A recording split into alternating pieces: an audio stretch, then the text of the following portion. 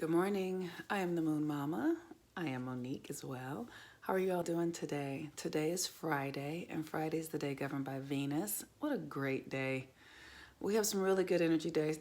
We have some really good energy today. We have some choices to make, as usual.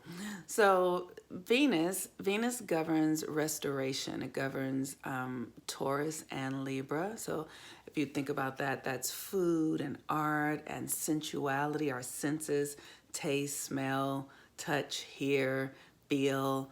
It also governs Libra, which is our relationships, how we relate to others, our connection to one another, marriage. It also governs money. Venus governs money.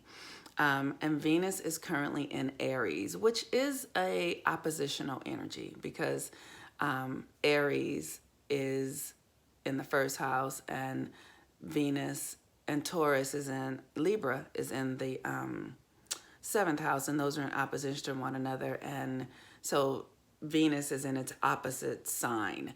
And so that energy is very fiery and very confronting and very much about using that fire to create, to get something done. We also have Venus in a square with Pluto today, which is in Capricorn. And so literally we have what we need to create new structures, right? And those new structures start in our thinking. Those new structures begin with new thoughts and new ways of being. And so the moon is in Taurus, and the moon in Taurus is our sensuality, our food, our money, our esteem, how we feel about ourselves, right? So we want to really be thinking about how we're feeling about ourselves, and how we're feeling about ourselves in relationship to others, how we're feeling about ourselves in relationship to how we care for ourselves. And one of the things that has been really prevalent for me is about asking myself, can I make peace with the things that are really uncomfortable and painful? That's Venus square Pluto. Because the thing that's important for us to understand as human beings, transformation and change come at a cost. It's not easy. People who achieve a great deal, they work very hard to get it done. They often suffer to make the differences in their own lives and in the lives of their families and in the lives of people that they care about. There's suffering that goes on. It's like a breaking down that has to occur. For instance, if like I remember there was a time I used to run marathons, and I got so much from it. Like, it was so empowering to run a marathon. But by the time I would be at mile 15 or 17, 18, I felt like I was going to die. Like, it was horrific. There was so much agony in it. And every time I would feel like, this is it. I can never do this again.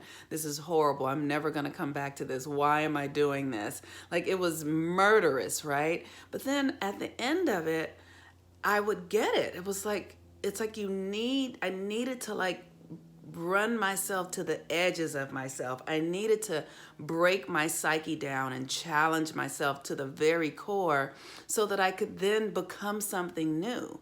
And that's sort of a Venus square Pisces kind of thing. It's like, dying for the love of it, right? Like suffering for the love of something, because it will transform it. There is something transformative in that. And so it's a very subtle thing that's kind of, pure in its nature, kind of fearless, kind of crazy. Like, why would you do that? One of the things I laugh about around white people is I always say, the reason white people have to go climb mountains and do all these, jump out of airplanes and all that kind of stuff is because life isn't giving them the pushback that's required to have you become yourself, the rigor, the struggle that your heart can be plugged into, that feels so necessary that you will die without it, and then you die and you become something new. You become transformed, you become more of yourself, you become more creative. And our universe is our country is set up so that oftentimes, generally, white people don't have that that rigorous struggle that forces them into a state of transformation, you know? So they go jump off mountains and things like that, you know? And so that's just my inner joke. But we all need that. We all need the thing that our heart is so compelled by that it almost brings us to our death, and then it transforms us into something new.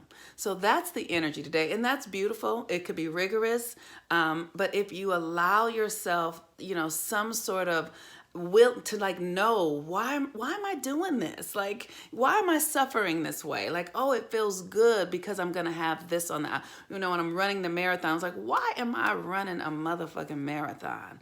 Why am I here at 18 miles? Oh, because on the other end of this, I'm going to know something new about myself.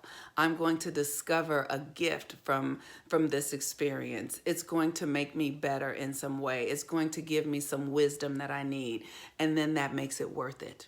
And you can apply that to anything, any situation you have going on right now that might seem rigorous, like a bad relationship or a health challenge or a financial struggle. Anything can be applied to that. What's this here for? And then you know that you know that you know that right in the midst of it, there's a transformative energy that is making you be more than you could have ever been without this particular experience. Okay, with that, I am the Moon Mama. If you'd like to get a reading, a Mercury retrograde reading, they're $77, or sign up for the Mercury retrograde course, it's only $9, or a natal chart reading or anything like that. I'm here. I would love to support you.